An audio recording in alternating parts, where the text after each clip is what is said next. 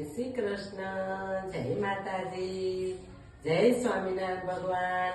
આજે આપણે બનાવીશું દાણા લાપસી। દાણા લાપસી બનાવવા માટે જોશે આ મેં કરકરો લોટ લીધો છે, જે ભાખરીનો આવે છે એના જ માપનું પાણી લેવાનું છે, સિંગદાણા છે અને આ ગોળ છે। હવે આપણે આ લાપસી બનાવવાનું સ્ટાર્ટ કરીશું। પહેલા આપણે ગેસ ચાલુ કરીશું, એમાં આપણે આ પાણી નાખીશું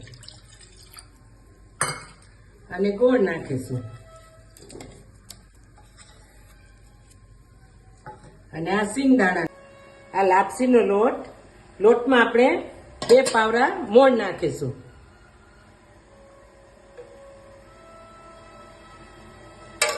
અને એકદમ આપણે એને મિક્સ કરીશું। હવે આ પાણી, ગોળનું પાણી થઈ જાય પછી એમાં આપણે નાખી દઈશું।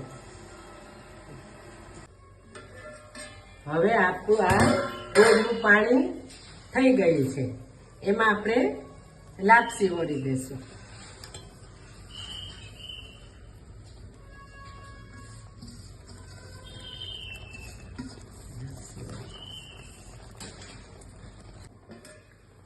હવે આપણે આ પેલા આવી રીતના ઉપર જ હલાવવાની, નીચે નહીં હલાવવાની, આવી રીતના થોડી વાર, એટલે એકદમ છૂટી થશે લાપસી।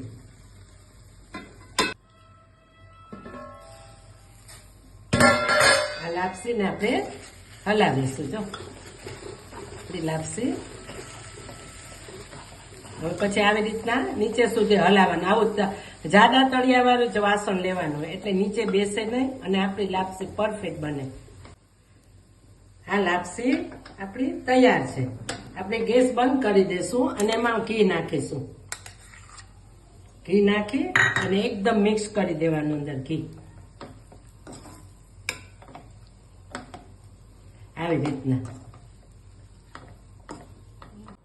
આ લાપસી બનીને તૈયાર છે।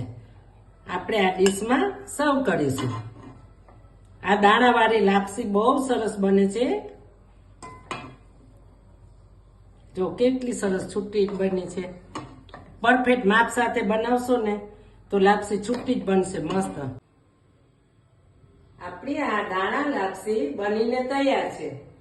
તો જો આ લાપસીની રેસીપી તમને સારી લાગી હોય તો મારી ચેનલને લાઈક કરો, શેર કરો ને સબસ્ક્રાઈબ કરો। જય શ્રી કૃષ્ણ, જય માતાજી, જય સ્વામિનારાયણ ભગવાન।